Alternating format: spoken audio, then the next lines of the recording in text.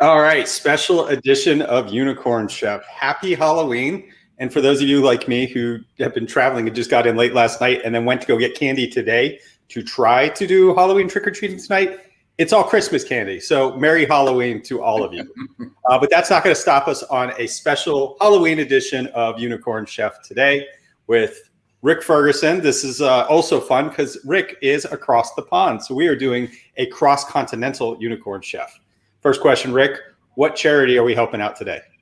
We are helping out Macmillan Cancer, and there's a very personal reason for that. My dad actually had cancer twice, two completely unrelated cancers. The first, he had bowel cancer, and that was around, he was in hospital over Christmas and New Year, but he got better, fully, surgery, fully recovered, and it went away. And that was when I was 13. But then many years later, he got pancreatic cancer, totally unrelated, just unlucky, I guess. And he actually died when he was 52, which will be the age I'll be next year. So it's all a bit meaningful and personal at the moment. And when he was going through it, the worst of it back then, Macmillan were there for him. They were the people that were visiting us regularly. They were the people that were taking care not just of him and making sure that he was comfortable and that he was able to maintain his spirit and his sense of humor and everything else that he did right to the end. But they also took care of my mum, which was really important because she was, working her fingers to the bone to look after him because, they weren't there every waking minute. So as a charity, it's one that I've got a lot of respect for the people that are in the front lines and a lot of time for their mission and what it is they aim to achieve. So that's the backstory of that charity. It's a very personal one for me, and I know it's unfortunately a disease that will touch a lot of people either directly or indirectly within their lifetime. So the more we can give, the better to support people who are going through really tough times. And if and actually, I know, like you said, I'm from the UK. Macmillan is a UK charity. If you feel you want to donate to something closer to home, just donate to a cancer charity. And if you can, particularly donate to one that cares for the people that are going through it. Because I think the research charities get a lot of donations, and maybe the care charities less so. I'm sorry to hear that. My grandmother also passed away a few years ago from pancreatic cancer. It's a tough one, right? It's one of those that's really difficult to diagnose, and by the time people are sure what it is, especially back then, I mean, it was 1996 when my dad died, and obviously he was diagnosed prior to that. Diagnosis was really hard. Using things like an MRI scanner was really expensive, and even though we have like socialized healthcare in the UK, they still had to ration access to expensive resources to the cases where it was absolutely considered to be necessary. And in my dad's, at the time, it wasn't, which was unfortunate. Well, so for those of you at home, donate to Macmillan in the UK or an organization in your neck of the woods. Yeah. Yeah, that's hard to transition from that one. I know. The thing for me is it's not a huge downer. That's why I'm fine talking about it, because, like I said, he maintained his sense of humor till the end. He maintained his strength of character. He was fighting right till the end. And actually, some of the most meaningful times and conversations that we had were when just he and I were alone when he was going through that stuff. So although it's terrible and I miss him to this day, and my daughter's just coming in the room, I don't have awful memories of it, which might sound like a really weird thing to say, but I don't. It was a part of my life. He's there. He's there. That's a microphone. You can't have that. She wants to sing or something in the microphone. I got to do some cooking, Matilda. I want to do it too. Okay. Let's go. Where's Peter Rabbit? Peter Rabbit's waiting for you in there. So why don't we move on to the cooking part? So yeah. Hashtag Unicorn Chef. Those of you at home, share what you're making. We love to see it. And Rik intentionally picked something that's easy to make and delicious. So first question, Rik, what are you drinking? This is it's actually a cheap wine. which is a good thing, right? It's horrible when people recommend drinking really expensive things. You're like, seriously, I'm only going to drink it. I'm not going to bathe in it or something. This is a vin de pays from France, but vin de pays is from a particular region, and being able to call it that is a protected thing. So this is a vin de pays d'Oc. It's a Syrah. It's one grape, just Syrah or Shiraz. Syrah in French. Shiraz probably you're more familiar with as a name. And it's a lovely, soft, mild. It's my favorite region of France to get wines from. So hopefully not too much of it will disappear while we're cooking. Otherwise, things could go seriously wrong. But stranger things have happened. All right, well, lead us on the way. So we're making a curry. And there's a double backstory to this. The first thing is actually it's chronologically appropriate for you in the US, because this originated for me as a post-Christmas dish. This was a what to do with the leftover turkey dish. And I'm sure that in the US after Thanksgiving, there's going to be an awful lot of leftover turkey. It's kind of a thing, right? So you're going to make salads and sandwiches and whatever else you do with it. But why not make this curry? Because this curry is a great way to use up all of that roasted turkey. I'm cooking chicken from scratch today, but when I did it originally, I took the leftover cold roast turkey, made the curry sauce, and threw the turkey in and cooked it up. The other thing I should say is we're serving it with rice. I'm throwing mine in a rice cooker, but if you're doing it in a pan, do it at a chronologically appropriate moment in the recipe. I'm just going to throw mine in and forget about it. Rice cookers are amazing. And so I said it was doubly appropriate. And one is because of Thanksgiving. And the other one I've completely forgotten, but it was a great story. That's what happens. This happens to me when I'm talking on stages as well. I address the audience, look the audience in the eye and think, oh, I'm going to tell a really great story. And then I go off on a complete tangent and try and get back to where I was. I have no idea where I was. But it's, today I'm not using roast chicken. So we're going to do chicken from scratch. And that's the first thing we're going to do. So in the YouTube link, it said, get some chicken breast. And I said, trim it and chunk it. So that means kind of like this. And basically just chuck that in an oven-proof dish. And then sweet paprika, which now that I have chickeny fingers is a challenge. So we'll go for a knife. There we go. And hope for the best. Sweet paprika. How I did my chicken is, because the key with chicken breasts, which of course is what almost everybody gets in America, chicken thighs way better, is I sauteed it on each side, just got it brown and crispy. Then I butterflied it and crisped that side, and then I cubed it. So I let it cool in a cube. What you end up with is a still moist piece of chicken, so you don't dry it out, which is the usual problem with chicken breast, but then it's crispy all around for the cubing. I saw the photo online and it looked amazing. It was still steaming in the photo that you posted. So I'm going to, right now, I know I said in the recipe 2 tablespoons, but I basically just put sweet paprika on it. That's my technical instructions. Put sweet paprika on it. I chopped up some fresh coriander, which is what it's really called. You call it cilantro, but it's called coriander. So fresh coriander in there as well. So that's sweet paprika and coriander on the raw chicken.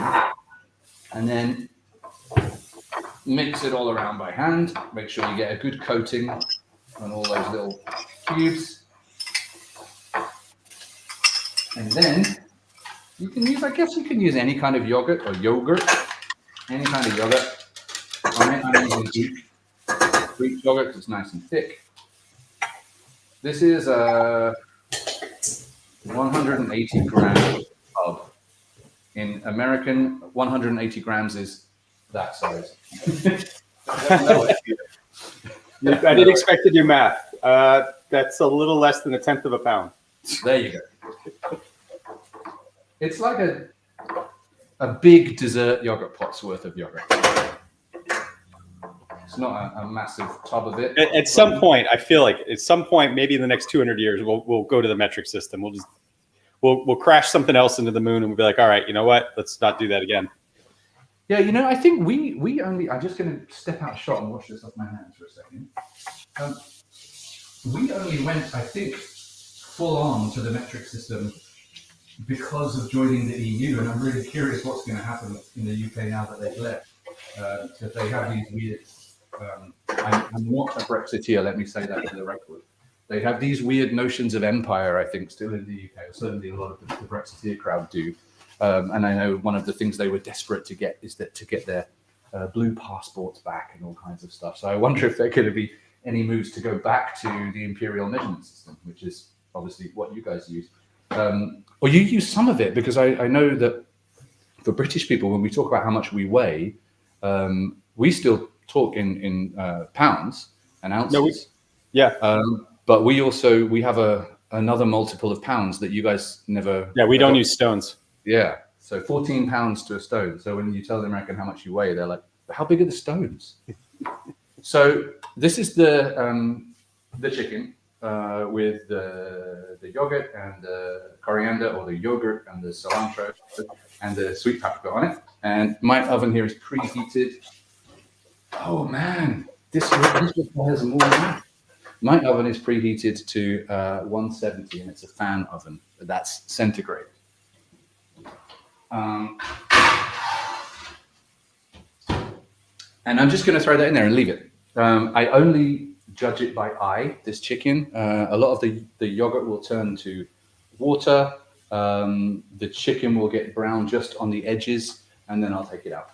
It depends, I guess, on how much chicken you've thrown in, how much yogurt you've used, and so on. So that's just going to stay in the oven doing its thing. And now we need to get on with the sauce. And I said it was a really super easy thing. That's because for all of the veg, I'm going to use a NutriBullet, but any kind of food processor, you're just going to blitz the hell out of it until it's basically a liquid. So 2 decently sized onions. My chopping board in shot? It is. Look at that. 2 yeah, you're good. Onions. I'm just really roughly chopping it into great big pieces like that because it's going in the NutriBullet. So it really doesn't matter. So what got you into cooking? I think necessity. I remember as a kid, my mom was at work and me and my brother were at home. I must have been about 8 years old, something like that. And we decided we were going to bake a cake for my mom while she was at work. It was an unmitigated disaster. We didn't know what baking powder was. And I think we used the same amount of bicarbonate of soda instead of baking powder. It was a really thick, really dense, heavy pancake when it came out of the oven. And my mum, actually, if she ever watches this, she'll be laughing. She still carries the guilt to this day because when she got home from work and we presented her very proudly with this cake that we had made for her, she went ballistic because her immediate reaction was, "Oh my God, I should have been at home. I shouldn't be leaving my kids here." And you know, they're playing with the oven and they're like 7 and 9 years old. What kind and then thank God you're still alive and the house is standing. So yeah, and so she kind of went mad. And she's to this day, she still tells the story like, I can't believe that I didn't even say thank you or wow, what a great cake or something like that. But you know, you live and learn as a parent. I have 4 now myself, and definitely every single one is a new lesson, right? I just threw the onion in and the garlic all peeled. I think I've put 6 cloves in to taste. More the merrier. This is fresh ginger. I've peeled it just with a potato peeler. And again, big fat chunks because it's going to get blitzed. Obviously, ginger is really fibrous, so you've got to make sure that you give your food processor enough of a helping hand that you're not just going to end up with fibers wrapped around the blades or whatever. And then last but not least, this is to taste. I'm using bird eye chilies, and I'm using 3 of them. I'm not going to bother deseeding them because I like it hot. So all I'm going to do is take off their little green hats. So I'm left with 3 bird eye chilies, and they're going to go into. No chilies here because My kid doesn't like it spicy. So if I've got a chance of her actually eating it, it's got to be just flavorful, but not so spicy. my wife, she does like it relatively spicy, but not as spicy as me. So she just, once it's cooked and it's served on the plate, she puts a big spoonful of yogurt in with it and mixes it around. But actually, sometimes I don't put chilies in here because my daughter eats it too, and she won't eat hot, obviously, because she's 3. So I don't put chilies in here. I still blitz it like this, cook the sauce down, take out one big ladle of sauce into a separate pan, and then mix the hot stuff in with the adult sauce and leave the non-hot stuff in a small pan.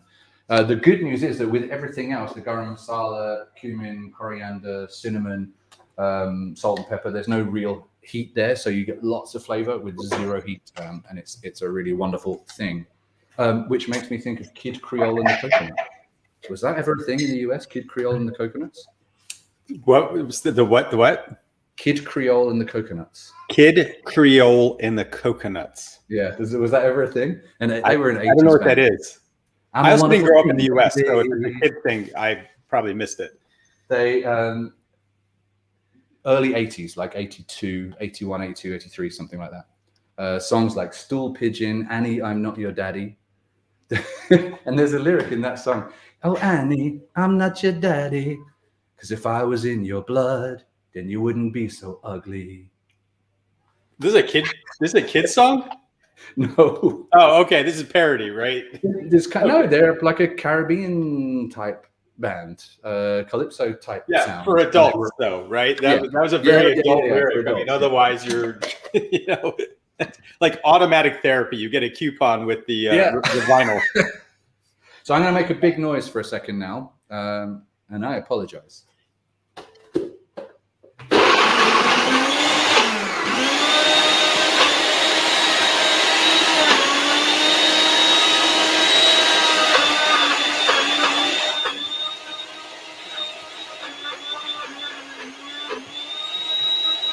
So he's blending everything up over here. I kept mine rough chopped. So I'm gonna just have my sauce with rough chopped garlic, onion. I cheated on the ginger because I have a hard time using enough of it to actually use the whole root. And I found this great stuff that comes in a bottle. So I use the bottled ginger, or it's like a little plastic tube ginger. So I managed to knock over some of my rice here while I was getting vigorous with my actually, I'm going to do that right now. So like I said, my rice is going in a rice cooker, so I'm just going to throw it in and forget about it, and I don't have to worry anymore about that. Okay, rice is cooking.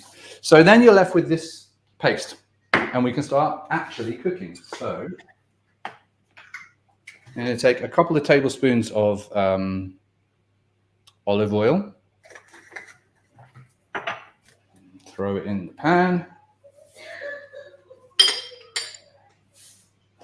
If you hear the sounds of laughter and jollity coming from the other room, it's because Matilda and her grandmother and her mother are watching Peter Rabbit, the movie. So big family curry after this? Yeah, I think because I didn't want to be messing with cooking separate dishes. Matilda's going to be having fish fingers, but she won't mind that at all. Right, so I'm heating up the oil in the pan here. I'm going to give this a bit of a bash and get most of the sauce off. Can you add veggies to this or just straight chicken? Yeah, no, you can add veggies to this. So the cool thing about this is it's basically, depending on what you put in it, the rest of the recipe is vegan.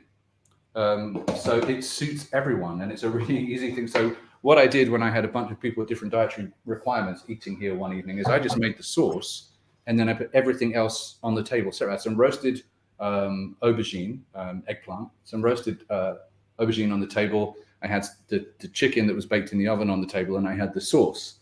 So there was stuff there if you were vegetarian, vegan, or stuff there if you wanted to eat meat. So you can do whatever you like. Roasted aubergine works really well. Just salt and pepper and roast it in the oven until it's shrunk quite a lot and it's a little crispy. It keeps its consistency in the sauce really well, but you can just add it last minute. So really it's, whatever you want in the curry. Vegetables, meat, whatever. I am a big fan of chicken, so that's what's going in today. You know, I'm just throwing that mixed up onion, garlic, ginger, and chili peppers into a pan. We also have an audience question. Is that a satanic Celine Dion shirt? Yes. I was thinking, what's my most Halloween appropriate t-shirt? And it actually says at the bottom, "My heart will go on." And he's kind of holding the heart there in his satanic claws. So yes, yeah. I wore this. I went to see Guns N' Roses on the what was it called? Not in This Lifetime tour a few years back, and I wore this to that gig. And the amount of people that were walking past me, because it was in a big field in a big stadium, doing double takes at the t-shirt and smiling. It's one of those shirts that just makes so many people happy just when they see it. It's worth wearing for that alone. Right, so this is on. My hob goes from 0 to 11 if you're being sensible, like Spinal Tap. This one goes to 11, and I'm on about 5 because even though it's all blitzed up, garlic still has a tendency to burn too easily, and you're cooking it all at the same time. So I keep it relatively low, and that's going to fry like this 5 minutes or so. And I'm going to take advantage of that time to mix up the spices that we need for the flavor. So garam masala. One day I'm going to make my own. There's a lot of great resources online of traditional family recipes. You know, this is the way my mother used to make garam masala, and a whole long list of ingredients. So I'm going to find one of those one day and make my own, toast it and grind it and see what it's like. But this one that I have here is a pretty good one. As far as I'm concerned, you can never really overdo garam masala. So 2 teaspoons of garam masala, and they can be good chunky teaspoons if you want. This is ground cumin. So I'm going to add 2 teaspoons of ground cumin to my mix as well. And when you're cooking with cumin, you have to be prepared for questions. Last time I was making this, my wife came into the kitchen. This is the kind of relationship we have. My wife came into the kitchen and just walked up to me and sniffed my armpits. And it's like, "What are you doing?" She said, "No, you don't smell. Someone in here really smells of sweat. It's the cumin. Cumin smells like body odor, so be prepared for questions when cooking with cumin." I can smell it already. It's ripe. So 2 of cumin, 2 of garam masala, ground coriander seed, 1 of those.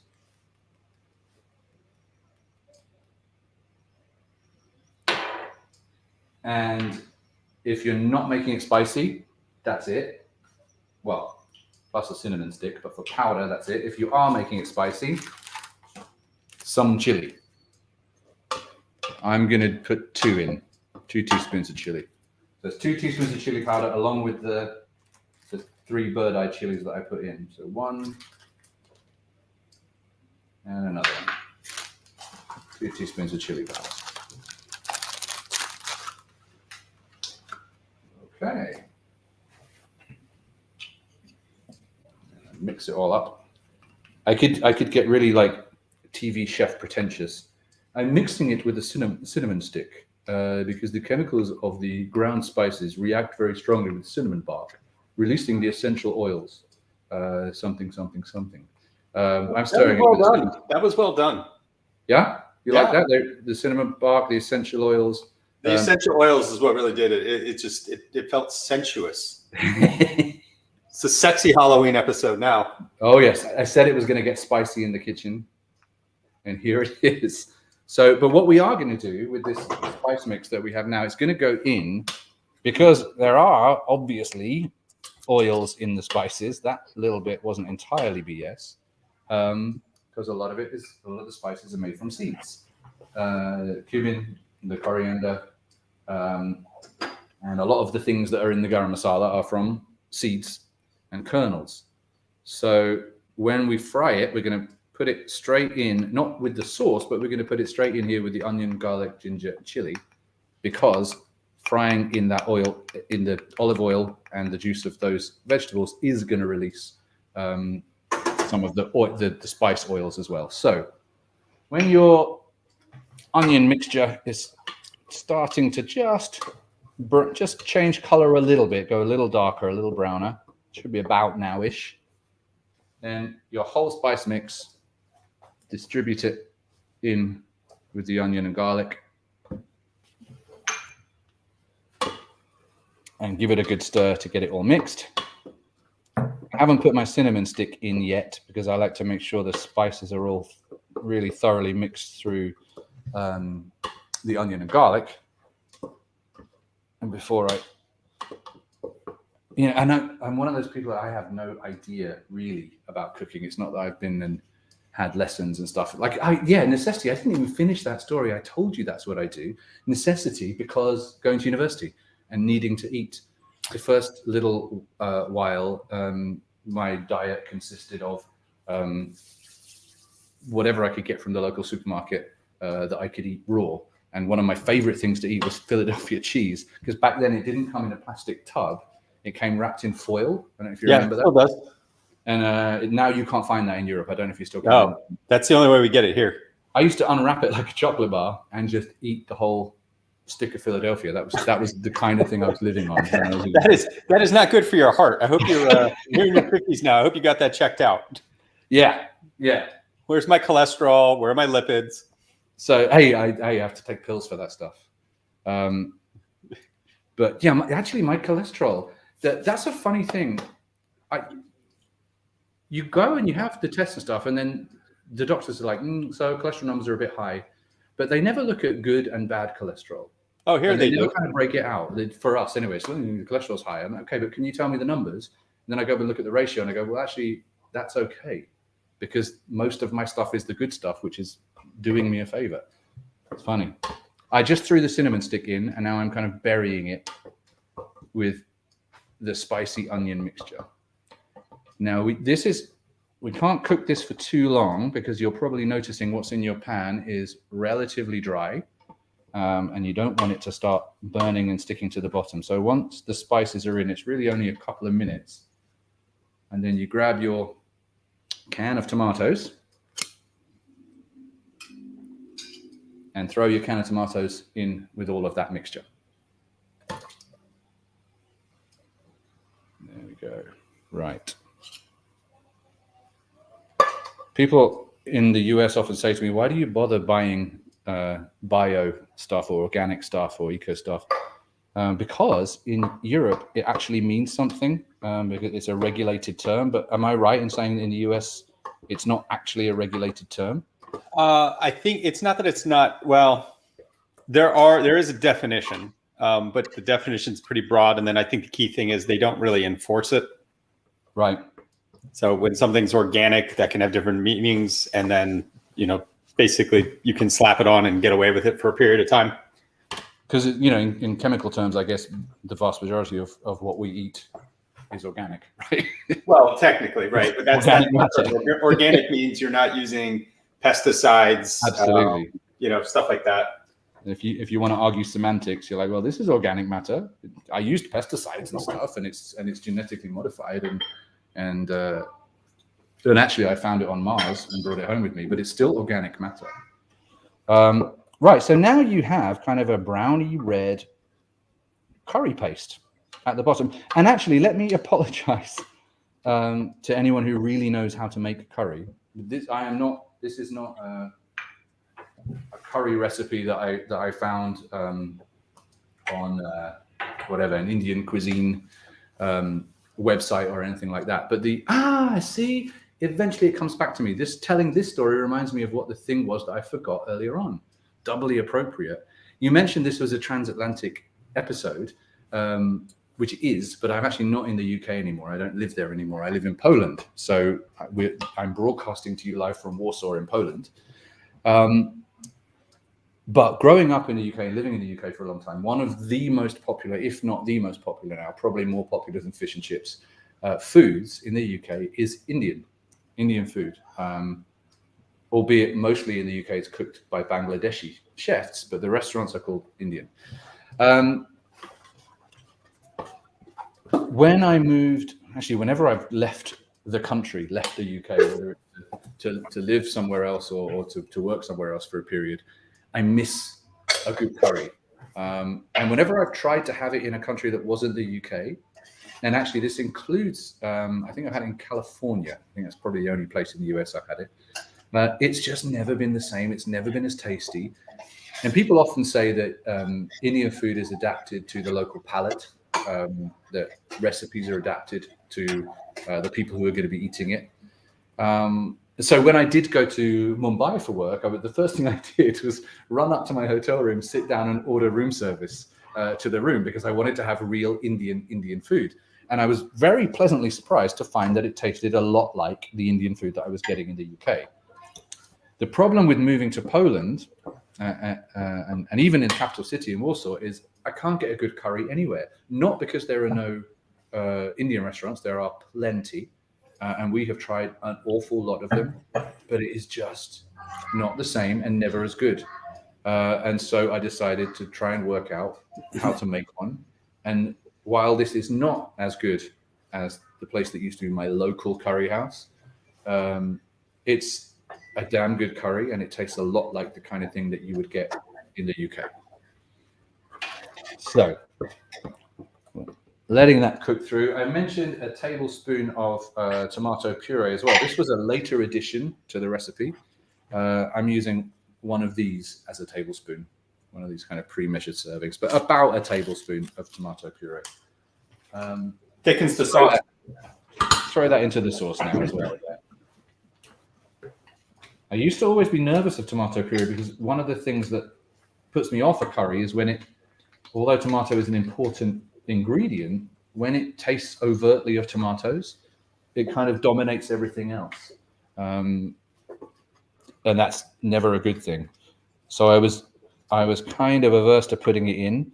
And then I just went, oh, let's try it once. And it was the best that I had ever made of this particular recipe. And again, I really feel I have to emphasize apologies to anyone who this is basically your national cuisine and I am making a real pig deal. This is not an Indian curry. This is a Ferguson curry. It's funny, curry is so deeply embedded in our culture in the UK now. My mom and dad, when I was, 8, 9 years old, they used to go to a restaurant called the Taj Mahal.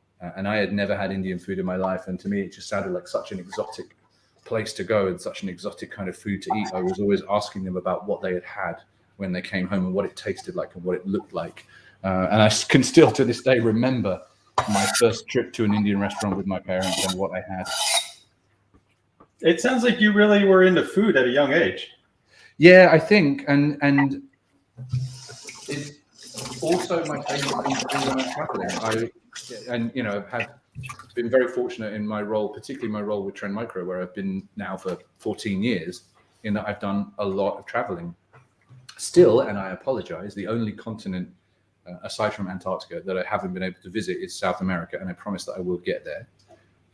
But one of the most important things for me to do when I'm traveling, whether it's for work or on holiday, is to make sure I really get to experience real local cuisine. And also to make sure that I leave a review as well, if it's been, well, actually good or bad. I don't shy away from bad reviews either. But I think, a lot of those places really thrive on reviews. And if you have enjoyed your experience somewhere, then it's really important to make sure that you share that. Because for me anyway, when I'm looking for a place to eat, those reviews are one of the major sources that I go to. Because if you've never been there before, you've got no other information, right? How's your chicken coming along? Let's have a look. Yeah, actually, I think I'm going to just flip it over now. It's just starting to brown on the tips. So when you get this is a flipper. That's the professional name for it. You can see a lot of the yogurt is basically turned to liquid, as you'd expect. It's mixed with some of the liquid from the chicken, and it's just started to brown on the top. So Yeah, where's the oven? I know. Keep the heat in. I'm just going to grab it and flip it all over.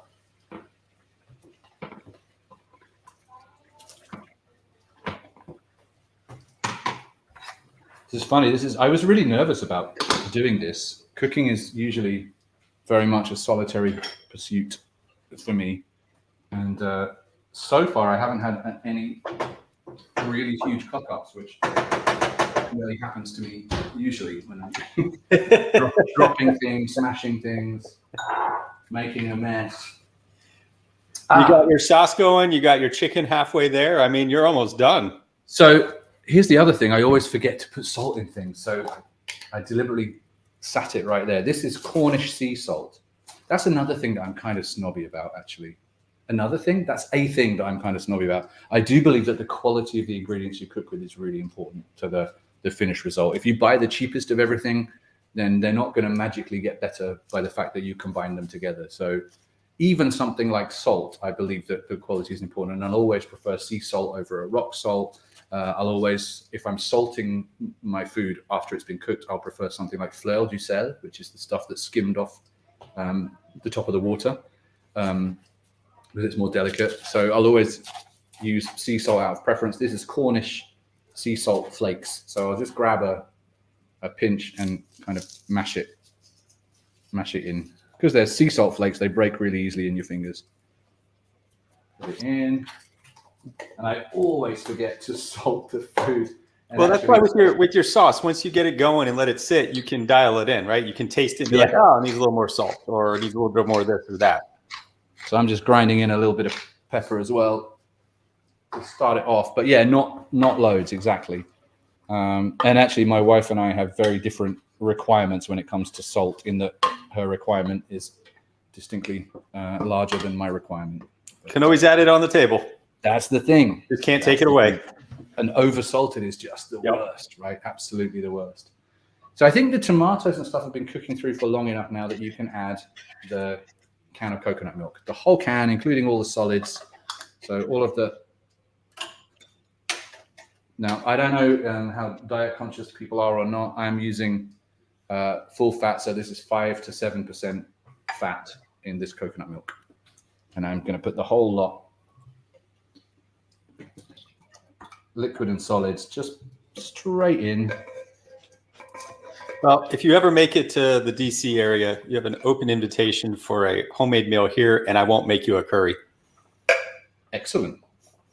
I'll take you up on it. I think I've only been to DC once, and I was, right in the heart of the downtown area. But it struck me as an odd place, a good place, but the downtown seemed to be like inside the Beltway, I think you call it, right? Yeah.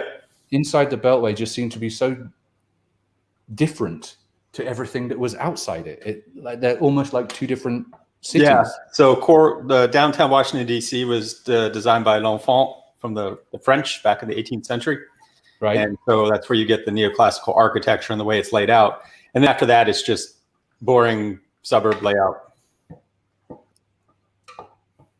When I was a teenager, I used to absolutely firmly and fervently believe that the US was the place where I wanted to go and live. But I didn't get to go there until I was, for the first time, I think I was 28 years old the first time I went to America. I mean, being a kid in the 70s, people didn't used to fly anywhere. I mean, I didn't get on a plane until I was 16, and that was to go on a school exchange to Italy. And even then, you could still smoke on a plane. Now, it sounds like a different planet, doesn't it? So I had a couple of friends whose families had distinctly more money than we did. And they, had a friend who went to Disneyland and Epcot Center and all that stuff. And it was like, wow, amazing. And I couldn't wait to go. And then the first time I went to the US, I went to Chicago at the end of December, like over the New Year period. And I have never been colder in my life. It was the first time I ever understood why people wear hats in winter. The wind that was just coming off the lakes. And I really felt like my ears were going to shatter if I touched them. So now the coconut milk is in. Basically, you can turn the temperature up a little bit. The rest of the the time that you spend with the sauce now, there's no more ingredients to add. It's just about the consistency. What do you want it to, how thick or runny do you want it to be? The flavor should be all there. Mine is this kind of color. Yours should be something approaching that. Mine might be a little more red because of the chili. A little more red because you did you pureed your stuff, but here's mine. I don't know if you can see it in the sun. There you go. Yeah. And when you have got that to its desired temperature, throw in your chicken. You can leave it simmering for as long as you want, or you can serve it up straight away. My rice is still cooking, so I'll have to wait for that. And one of the cool things, like chili, as with a good chili or a good bolognese, this gets better overnight as well. Usually I cook enough for 4, and we'll eat it, just the 2 or 3 of us. And so the next day it's really good too. It's a really, really tasty lunchtime dish if you can face the fire. Right, let's get this chicken. Sure, we're good here because it was chunked, but I'm gonna just double check. Cut one of these bigger pieces in half. Yeah, that's cooked all the way through. And it's still got a lovely coating of fresh coriander on there. Like that. And I'm just going to leave the juice behind. I'm just going to take just the chicken out of the baking tray, drop it into the sauce.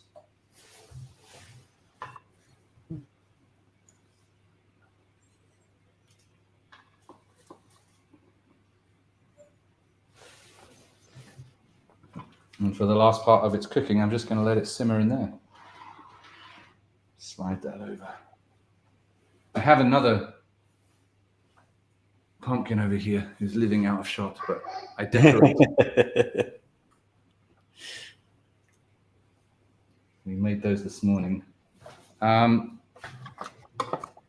yeah, and the other thing, I almost forgot, remember to fish the cinnamon stick out of the sauce. Don't leave that in there if you're leaving it overnight, because it will begin to dominate if you leave it in there.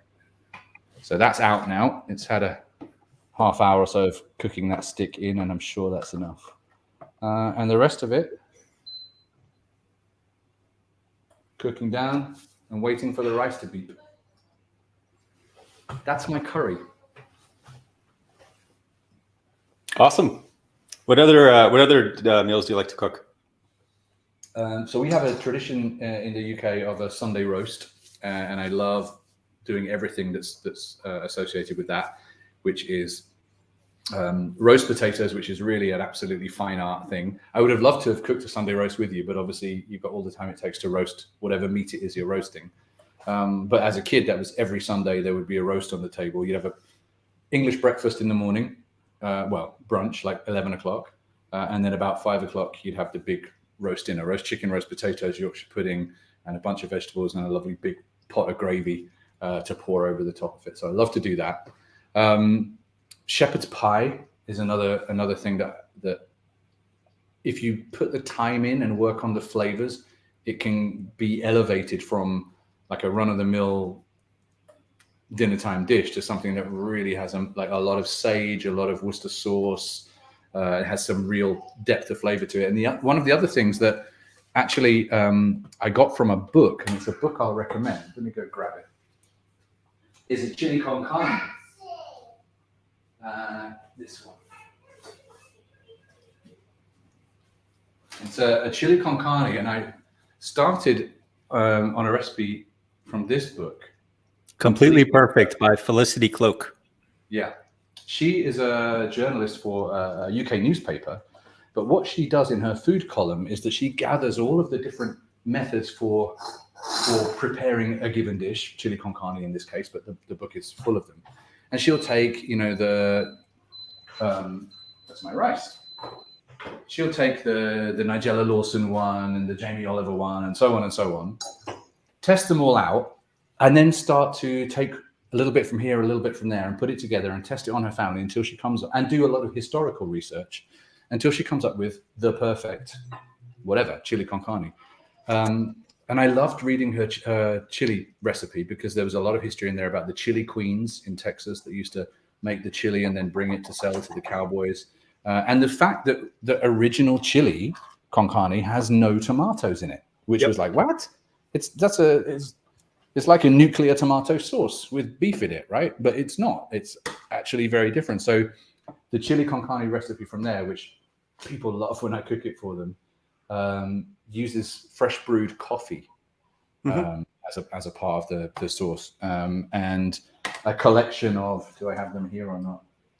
Real Mexican oregano, rather than standard oregano, and 3 different dried chilies. And I found a really great shop in London where I could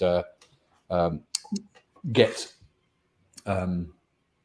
proper Mexican dried chipotle chilies, jalapeno, and another one that I don't remember. I put them in the NutriBullet as well, and basically turn it into my own fresh smoked chili powder and use that with the coffee, and it makes an amazing chili con carne. But the thing here, now that I live in Poland, this is a real food culture. The people in this country are so proud of cuisine and cooking, and not just Polish cuisine, but the art of cooking and serving you really good tasting food. And actually the poster that's behind me, walk out shop, reflects that. That's one of my wife's posters, but that's like the essentials of life in Poland. You've got a fish on a plate, you've got smalec, which is, in England we call it dripping, the stuff that collects in the tray when you roast some meat. They put that in a pot and you have it with bread, and it's amazing, and a bottle of vodka. Those are kind of the essentials of life. But it's a real food culture here. So being in Warsaw from a food perspective is incredible. What's a dish from Poland that you've learned to cook? Oh, how dare you? Can my wife hear you? I don't know. I haven't. I have a Polish wife. So I maybe even attempting to cook a Polish dish would be an insult. Let me check. Wife, if I attempted to learn to cook a Polish dish, would that be a negative or a positive in our relationship? If I attempted to cook a Polish dish, would that be a negative or a positive in our relationship? Depends how well you would make it. See, depends how well you would make it, was the answer off camera. So yeah, I'm not taking my life in my hands. My other half is an incredible cook. Does she want to come on the show at some point and teach us a Polish dish? Do you want to teach people a Polish dish at some point on this show? She's so not British. I would have, if I was off camera, I'd have gone, maybe, we'll see. She went, no. Polish people are notoriously blunt. Back on the chili con carne, instead of coffee, try cacao powder. Oh, really? Okay. Just but cacao powder mixed with water? I mean, what gives it the juice? Oh, I mean, add whatever liquid you need to get juice, but just cacao powder as a flavoring. Like nice. I couldn't tell if you were adding how you were doing your coffee. I mean, if you're making a proper pot, of coffee. Same thing, cacao powder and water. Then right. Just so the coffee, it's the same kind of thing with that kind of earthy depth. Cacao powder is similar, but from a different direction. They're both so just that's a staple I use in my chili. So I'm going to grab. Here's a bit of Polish pottery. This is called Bolesławiec. And I'm going to just serve a little bit up here. And then I love rice cookers. I never saw the point of a rice cooker until I had one. And then I didn't have to think about it at all. And hey, because this is kind of a tech podcast as well, right? We have a relationship with cyber. My rice cooker is a relatively cheap one. It uses AI and it uses fuzzy logic. I mean, there's a lot of amazing tech stuff going on in my rice cooker, but what it means is I don't believe you. You get, it doesn't just cook it. So the pressure within it is altered over time as a part of the cooking process. But from doing nothing, you get perfect rice every single time. It's amazing. So, all right. So we're going to plate. I think so. All right. And stick some. So some rice in there. Grab some of this curry. You'll have to. It's a shame that you won't get the nuclear spark. The other thing that that I often do with it to add some extra vegetable content to it is while the sauce is cooking down, I'll just slice up a bell pepper of whatever color, probably yellow, to differentiate it a bit. And when just before I'll serve the sauce, I'll throw the fried bell pepper in long strips, throw it into the sauce so you've got some vegetable content as well. But for now, this is a curry sauce with just plain basmati rice. And wow, look at that in the light. Can you see all my lovely steam? Not so much. Look at that. All right, you ready for a screenshot? It's okay.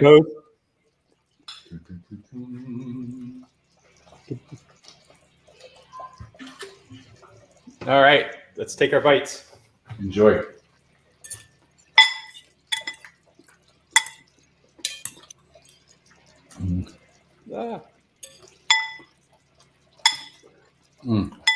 I love the fire of it. It's got for sure. Mine does not have the fire, but it has all the flavor. Ooh. You could always throw some sriracha on top of your portion and just stir it in. All right, so to close out, if you could remind everybody how to donate to your charity again. Yeah, so for me, it's Macmillan. So if you're in the UK, just head to the Macmillan website, or you can hit them up on Twitter as well. They're active on there. Give whatever you can as regularly as you can. Some people will set up a direct debit from their accounts to give every month. Other people will give whenever they can, whatever they can. And yeah, I'm massively grateful for anyone who can follow up on that.